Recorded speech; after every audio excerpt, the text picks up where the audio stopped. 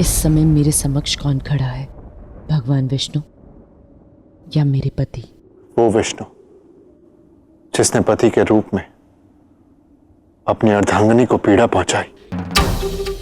कारण जो भी है, मेरे चयन के कारण तुम्हें पीड़ा पहुंची, इस बात की ग्लानि है मुझे।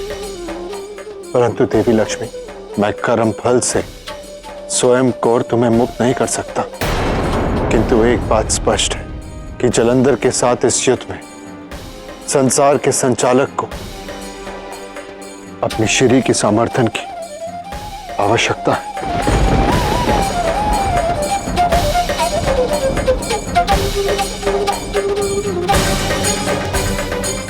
ऐसा कदापि संभव नहीं है कि नारायण को श्री का समर्थन ना मिले। बस यही एक कामना है कि शीघ्र ही इस घटनाक्रम का अंत हो।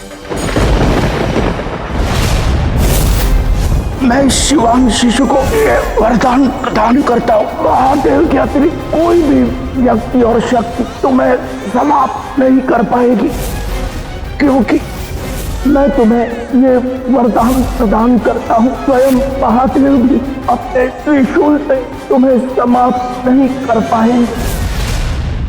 जलंधर भी महादेव का अंग है, किंतु यदि महादेव का त्रिशूल भी उसे भेद नहीं सकता तो मुझे शीघ्र ही ज्ञात करना होगा कि वो कौन सी शक्ति है जिससे जलंधर का अंत संभव है।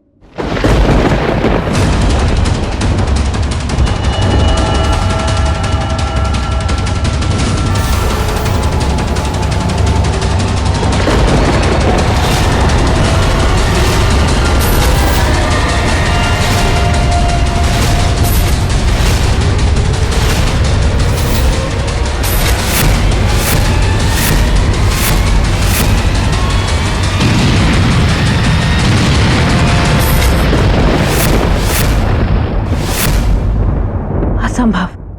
यदि अपनी क्रोधाग्नि को समाप्त करने के लिए महादेव ने अपने तीसरे नेत्र को खोल दिया तो जलंधर के साथ साथ इस संपूर्ण सृष्टि का अंत हो जाएगा। इस क्रोधाग्नि की कालिमा संपूर्ण सृष्टि का विनाश कर देगी।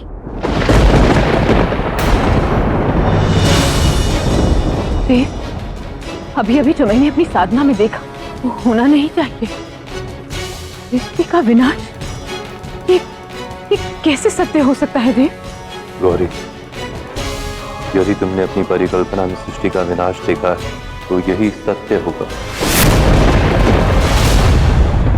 सत्य का भान होते हुए भी आप इतने निश्चिंत कैसे? महाकाल महाकाली के ही अर्धांग है और मैं इस युद्ध के परिणामों से विरक्त हूं और मुझे इस विरक्ति की स्थिति पर पहुंचाने का श्रेय भी तुम्हें ही जाता है गौरी। इसे ज्ञात, तुम्हारे इस प्रश्न में ही उत्तर निहित हो। ये पहेलियों का समय नहीं देव। सदैव की भांति इस बार भी तुम्हें अपना उत्तर स्वयं प्राप्त करना होगा गौरी।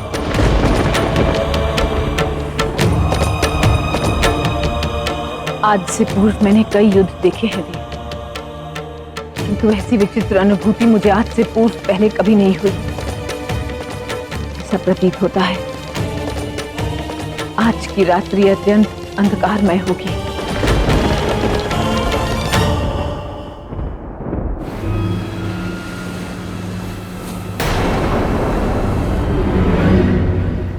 पुत्र अपने जीवन में कुछ भी महत्वपूर्ण करने से पूर्व अपने पिता का आशीर्वाद प्राप्त करता है। कल सूर्योदय होते ही मैं कैलाश पर युद्ध का उद्घोष करूंगा, इसीलिए जाने से पूर्व इसे मेरा अंतिम अभिवादन समझकर स्वीकार करें पिताश्री।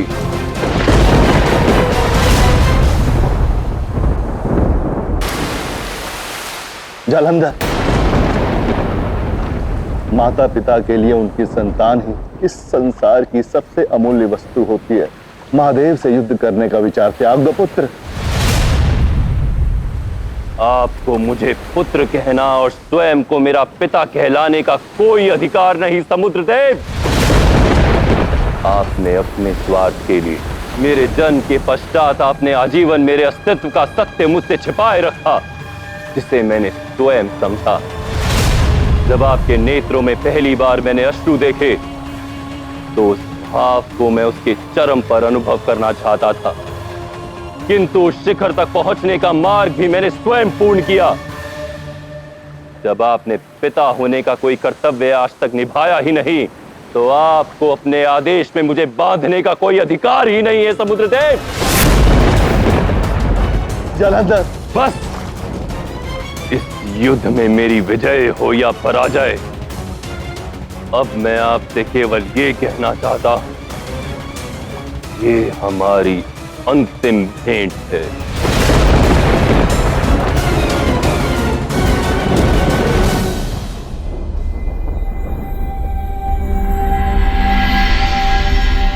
वृंदा को खोने का विषाद जलंधर अब भी पूर्णतः व्यक्त नहीं कर पाया देव।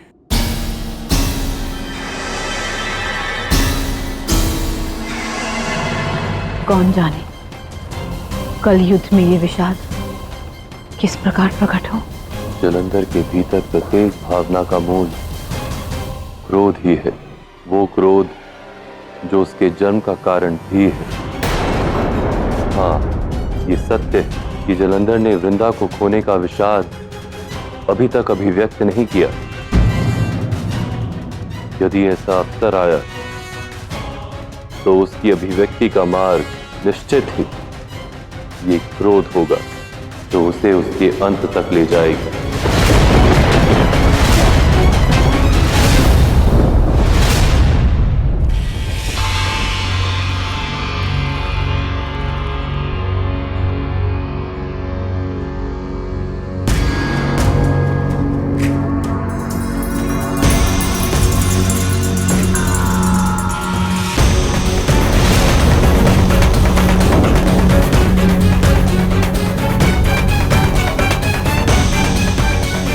अपने पिता समुद्रदेव से सभी संबंध तोड़ने के पश्चात तुम ये कदापि मत समझना कि तुम्हारे पास एक पिता का समर्थन नहीं।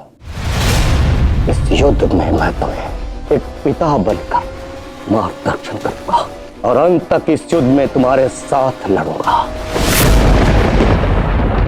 कल सूर्योदय की पहली किरण के साथ ऐसा युद्ध होगा जो विपत्ति से भी भयंकर होगा।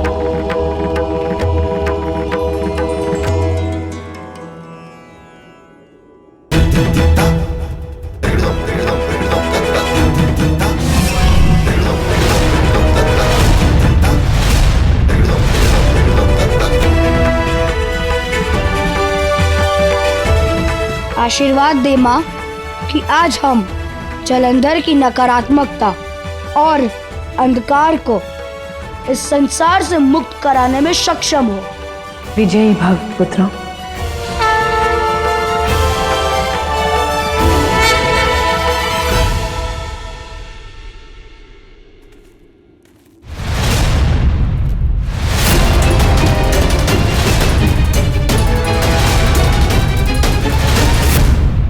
जलंधर का अंत तो निश्चित है, किंतु किस प्रकार, बस अब यही ज्ञात होना शेष है।